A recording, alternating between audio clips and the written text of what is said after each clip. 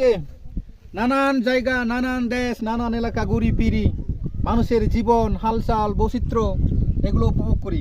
আজকে আসছি আমাদের যে হাজং সম্প্রদায় বা আমাদের মান্ডি সম্প্রদায়ের যে গ্রাম, সেই গ্রামে আসছি মূলত। ওই যে এগুলো ইন্ডিয়া বর্ডার, একদম যে সীমান্ত গেছা। আর আমাদের দিদি ভাইরা আছেন এখানে এই বাংলার জনপদে, মানে খুব ভালো। এই যে আমি পানি নিচ্ছি, এই যে দেখেন এখানে টিউবওয়েল বসানো যায় না।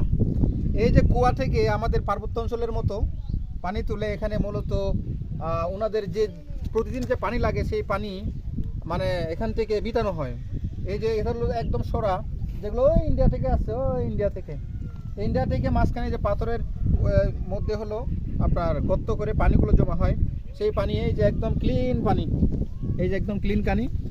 এই পানি হলো আমাদের পার্বত্য অঞ্চলের মতো যারা একদম রিমোট এরিয়ায় থাকে তারাও পানির সুবিধা থেকে বঞ্চিত। এই পানি একটু খেয়ে দেখি।